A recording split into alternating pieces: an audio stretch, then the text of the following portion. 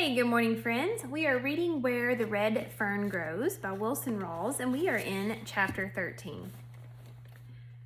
Coming up to the tree, I could see it was a huge bur oak. It wasn't tall. It was just the opposite, rather low and squatty. The top was a thick mass of large limbs, and it hadn't shed all of its leaves yet. It stood by itself in an old field. There were no other trees within 50 yards of it. About 15 feet to the left, there were the remains of a barbed wire fence. An old gate hung by one rusty hinge and a large corner post. I could tell that at one time a house stood close by. Reuben saw me looking around. "A long time ago some Indians lived here and farmed these fields," he said. I walked around the tree looking for the coon, but could see very little in the dark shadows. "Ain't no use to look," Reuben said. "He won't be there." Rainey spoke up. "This ain't the first time we've been to this tree," he said. Reuben told Rainey to shut up. "You talk too much," he said. In a whining voice, Rainey said, "Reuben, you know the coon ain't in that tree. Make him pay off and let's go home. I'm getting tired." I told Reuben I was going to climb the tree. "Go ahead," he said. "It won't do you any good." The tree was easy to climb. I looked all over it. On each limb and in every dark place, I looked for a hollow. The ghost coon wasn't there. I climbed back down and scolded old Dan to stop his loud bawling and looked for little Ann. I saw her far up the old fence row, sniffing and running here and there. I knew the ghost coon had pulled a real trick, but I couldn't figure out what it was. Little Ann had never barked treed. I knew if the coon was in the tree, she wouldn't still be searching for the trail. My dogs covered the field. They circled and circled. They ran up and down the barbed wire fence on both sides. I knew the coon hadn't walked the barbed wire. Ghost or no ghost, he couldn't do that. I walked over to the old gate and looked around. I sat down and stared up into the tree. Little Ann came to me. Old Dan, giving up his search, came back to the tree and bawled a couple of times. I scolded him again. Reuben came over, leering at me. He said, "You give up?" I didn't answer.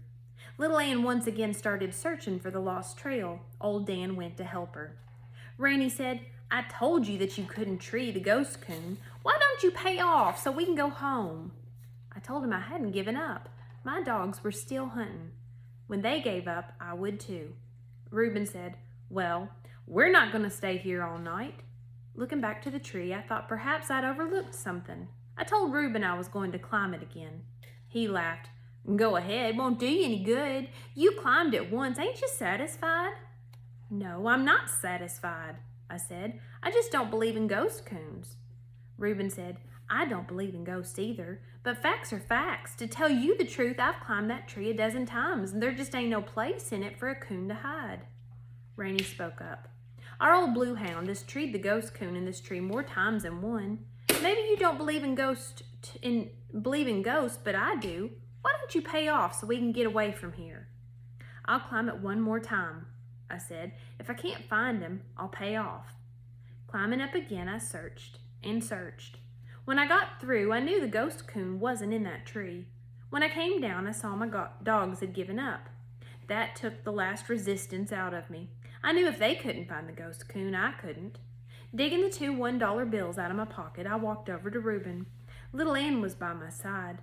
I handed my money over, saying, "Well, you won it fair and square." With a grin on his face, Reuben took my money. He said, "I bet this'll break your old grandpa's heart." I didn't reply. Reaching down, I caught little Ann's head in my hands. Looking into her warm, friendly eyes, I said, "It's all right, little girl. We haven't given up yet. We'll come back. We may never catch the ghost coon, but we'll run him until he leaves the country." She licked my hands and whined. A small breeze began to stir. Glancing up into the tree, I saw some leaves shaking. I said to Reuben, "Looks like the wind is coming up. May blow up a storm. We better be heading for home." Just as I turned, I saw little Ann throw up her head and whine. Her body grew stiff and taut. I watched her. She was testing the wind. I knew she'd scented something in the breeze. Stiff-legged, head high in the air, she started walking toward the tree. Almost there, she turned back and stopped. I knew she'd caught the scent, but could only catch it when a breeze came. Looking at Reuben, I said, "I haven't lost that $2 yet." Another breeze drifted out of the river bottoms. Little Ann caught the scent again. Slowly, she walked straight to the large gate post, reared up on it with her front feet, and bawled the most beautiful tree bark I'd ever heard in my life. Old Dan, not understanding why little Ann was bawling, stood and looked. He walked over to the post, reared up on it, and sniffed. Then, raising his head, he shook the dead leaves in the bur oak tree with his deep voice. I looked at Rainey, laughing. I said, "There's your ghost coon. Now what do you think of my dogs?" For once he made no reply. Going over to the post, I saw it was a large black locust put there many years ago to hang the gate. Looking up at the tree, I saw how the ghost coon had pulled his trick. One large long limb ran out and hung directly over the gate. It was a drop of good 12 feet from the branch to the top of the gate post, but I knew we weren't after an ordinary coon. This one was the ghost coon.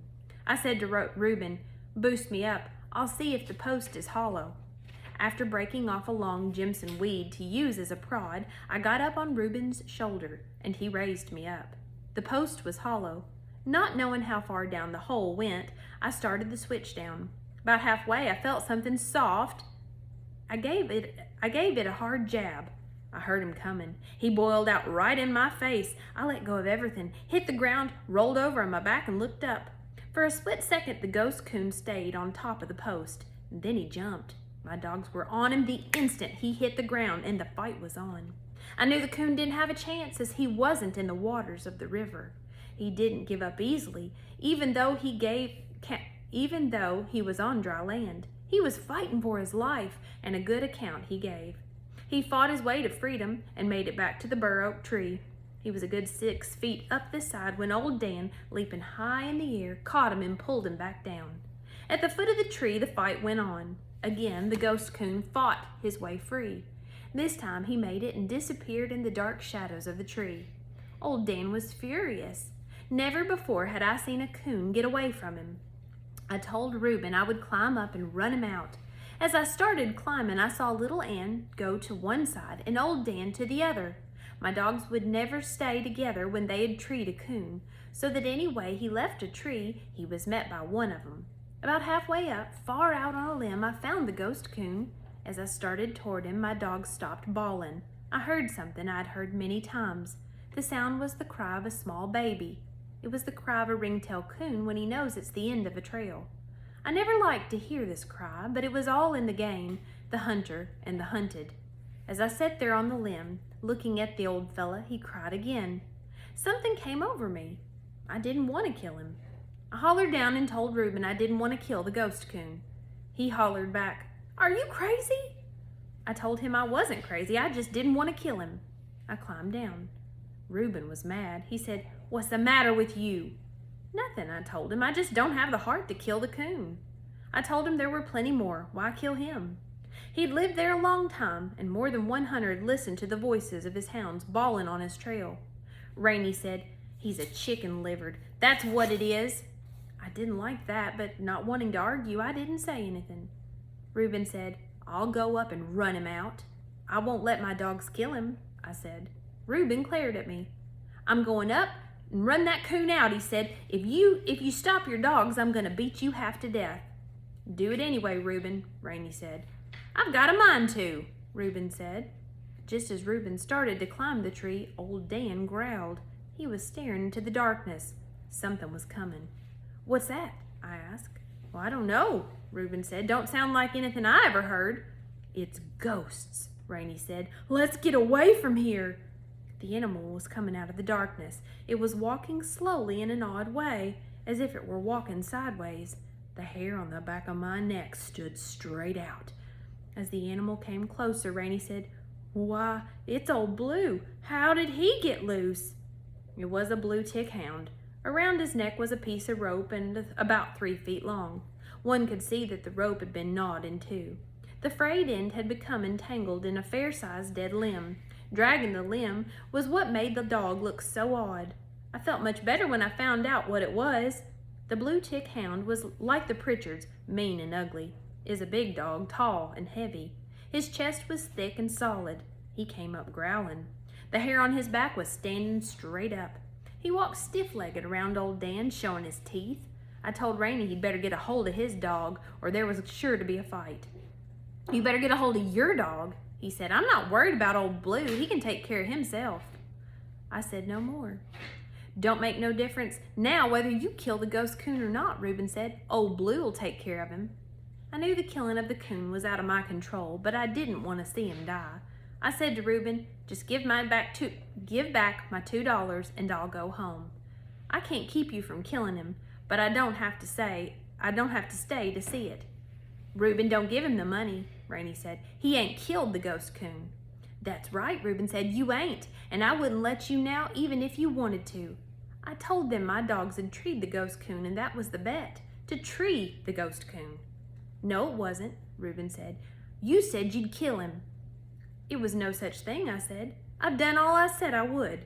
Reuben walked up in front of me. He said, I ain't gonna give you the money. You didn't win it fair.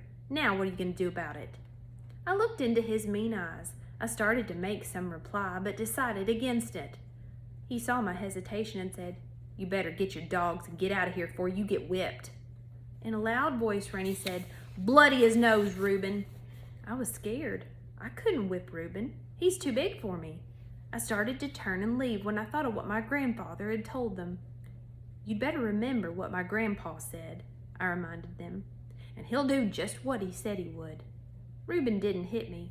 He just grabbed me with his brute strength and threw me down on the ground. He had me on my back with my arms outspread. He had a knee on each arm, and I made no effort to fight back. I was scared. If you say one word to your grandpa about this, Reuben said, I'll catch you hunting some knife and take my knife to you. Looking up into his ugly face, I knew he would do just what he said. I told him to let me up and I'd go and not say anything to anyone. Don't let him up, Reuben, Rainey said. Beat the heck out of him and hold him and let me do it too.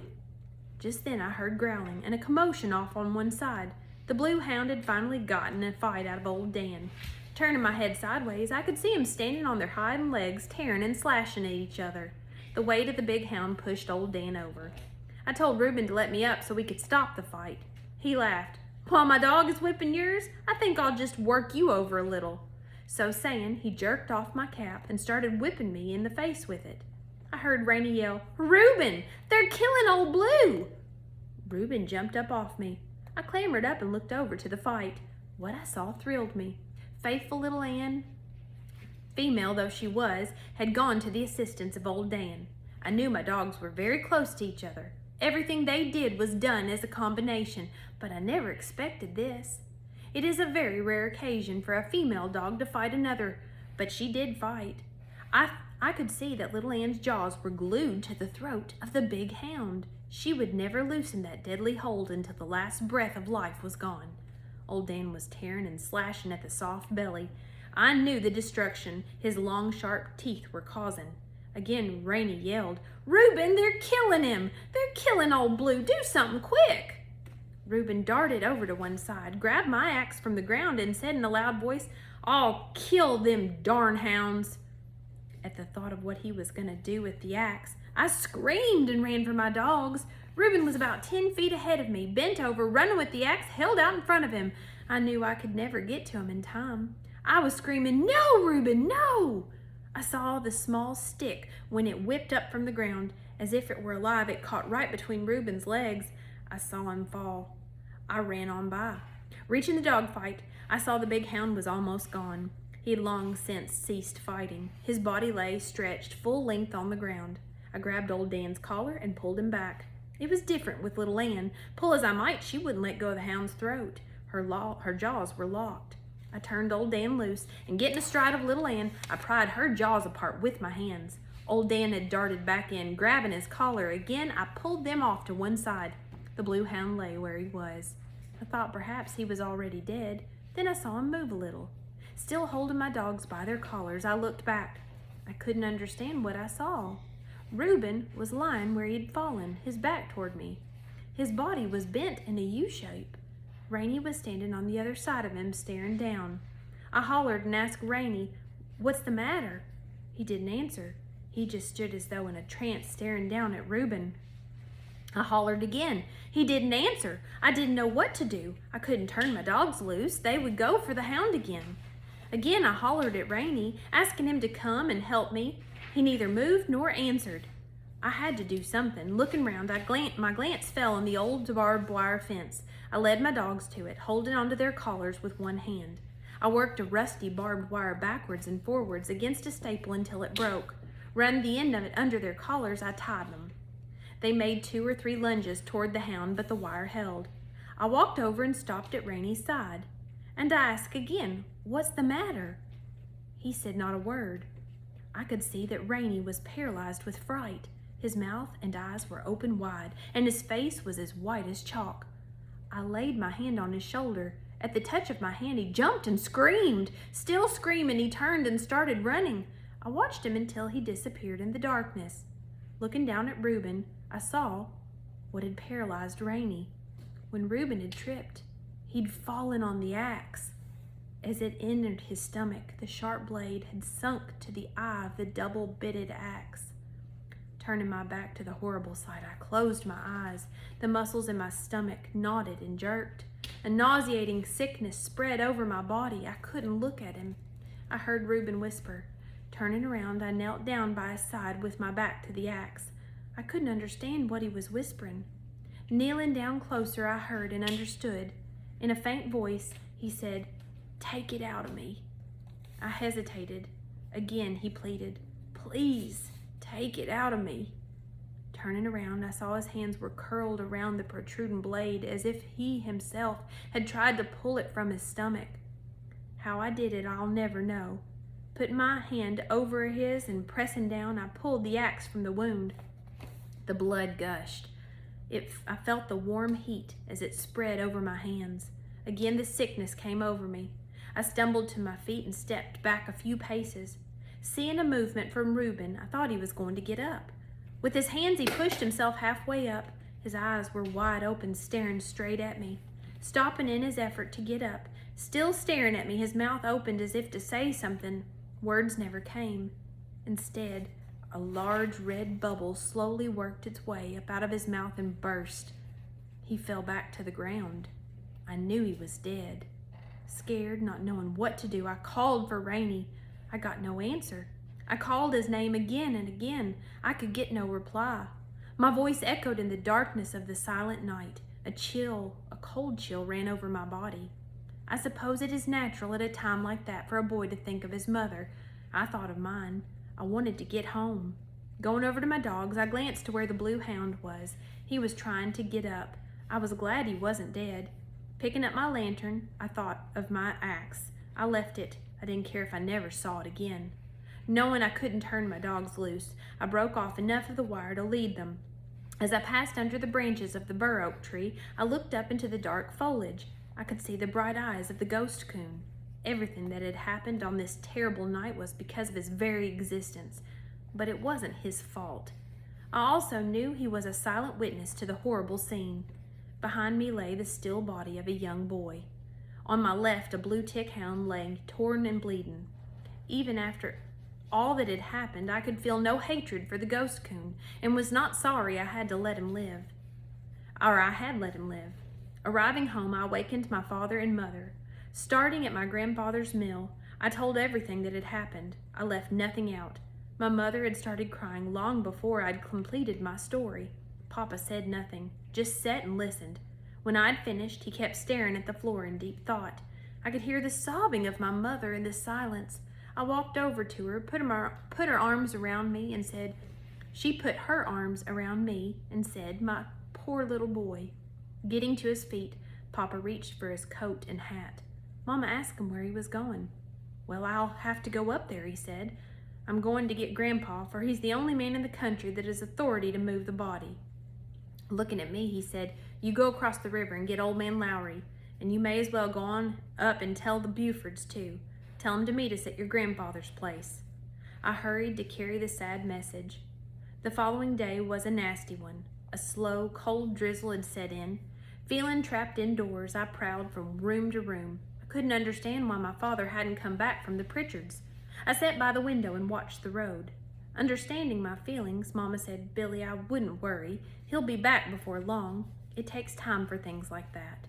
"I know," I said, "but you wouldn't think he would have been back by now." Time dragged slowly by. Late in the afternoon, I saw Papa coming. Our old mule was jogging along. Water was shooting out from under his feet in small squirts at every step. Papa had tied the halter rope around the mule's neck. He was sitting humped over with his hands jammed deep into the pockets of his patched and warm mackinaw. I felt sorry for him. He was soaking wet, tired, sleepy, and hungry. Telling Mama, "Here he is," I grabbed my jumper and cap and ran out to the gate and waited. I was going to ask him what had happened at the Pritchards', but on seeing his tired face and wet clothes, I said, "Papa, you'd better go into the fire. I'll take care of the mule and do the feeding and milking." "That'd be fine," he said. After doing the chores, I hurried to the house. I couldn't wait any longer. I had to find out what had happened. Walking in the front room, I saw my father had changed clothes, and he was standing in front of the fireplace drinking coffee. "Boy, that's bad weather, isn't it?" he said. I said it was, and asked him about Reuben. "We went to the old tree and got Reuben's body," Papa said. "We were on our way back to the Pritchards when we met them. They were just this side of their place.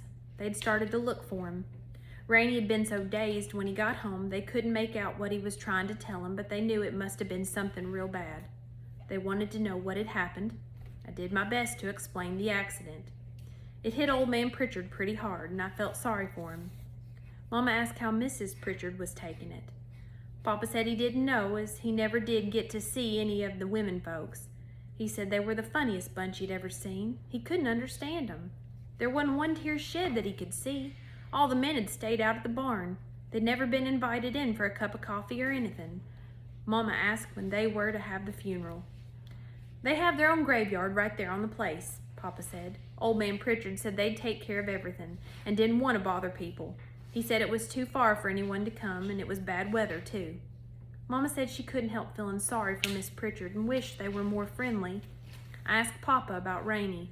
Papa said, according to what old man Pritchard said, Rainey couldn't seem to get over the shock.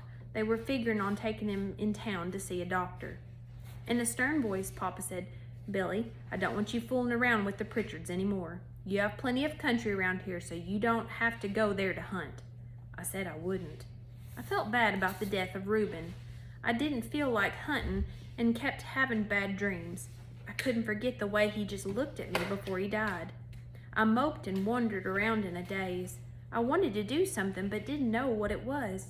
I explained my feelings to my mother. She said, "Billy, I feel the same way and would like to do something to help, but I guess there's nothing we can do. There are people like the Pritchards all through these hills. They live in little worlds of their own and are all alone. They don't like to have outsiders interfere." I told my mother I'd been thinking about how dangerous it was to carry an axe while hunting, and I'd decided to save a few coon hides and get a gun. Boy, I just shouldn't have mentioned getting a gun. My mother got scentin' hen mad. "You're not gonna get a gun," she said. "I won't have that at all. I told you long time ago you couldn't have one when you could have one when you were 21 years old, and I mean just that. I worry enough about you out there in them hills all hours of the night, running and jumping, but I couldn't stand it if I knew you had a gun with you. No, sir, you can just forget about a gun." "Yes, Mama," I said, and sulked off to my room. Lying on my bed, still trying to figure out what I could do to help, I glanced over to the wall. There, tied in a small bundle, was just what I needed. Some time back, my sisters had made some flowers for Decoration Day. They had given me a small bouquet for my room. Taking them down, I could see that they had faded a little and looked rather old, but they were still pretty. I blew the dust off and straightened the crinkled petals. Putting them inside my shirt, I left the house. I hadn't gone far when I heard something behind me. It was my dogs. I tried to tell them I wasn't going hunting. I just had a little business to attend to, and if they would go back, I'd take them out that night. It was no use. They couldn't understand. Circling around through the flats, I came to the hollow above the Pritchards' place. Down below me, I could see the graveyard and the fresh mound of dirt. As quietly as I could, I started easing myself down to the mountainside. Old Dan loosened a rock. The further it bounced, the louder it got. It slammed up against a post oak and sounded like a gunshot. I held my breath and watched the house. No one came out. I glared at old Dan. He wagged his tail just to show off. He sat down on his rear and started digging at a flea with his hind leg. The way his leg was thumping in the leaves, anyone could have heard it for a mile. I waited until he quit thumping before starting on. Reaching the bottom, I had about 20 yards of clearing to cross, but the grass and bushes were pretty thick. Laying down on my stomach, with my heart beating like a hammer, I wiggled my way to Reuben's grave. I laid the flowers on the fresh mound of earth and then turned around and scooted for the timber. Just as we reached the mountaintop, my foot slipped. I kicked loose a large rock. Down the side of the mountain it rolled. This time, the blue tick hound heard the noise. He came out from under the house, bawling. I heard a door slam, and Mrs. Pritchard came out. She stood looking this way and that way. The hound ran up to the graveyard and started sniffing and bawling. Mrs. Pritchard followed him. Seeing the flowers on Reuben's grave, she picked them up and looked at them. She scolded the hound and then looked up at the hillside. I knew she couldn't see me because the timber was too thick, but I felt uncomfortable anyway. Scolding the hound again, she knelt down and arranged the flowers on the grave. Taking one more look at the hillside, she started back. Halfway to the house, I saw her reach down and gather the long cotton skirt in her hand and dab her eyes. I felt much better after paying my respects to Reuben. Everything looked brighter, and I didn't have that funny feeling anymore. All the way home, my dogs kept running out in front of me. They would stop, turn around, and look at me. I had to smile, for I knew what they wanted. I stopped and petted them a little and told them as soon as I got home and I had my supper, we would go hunting.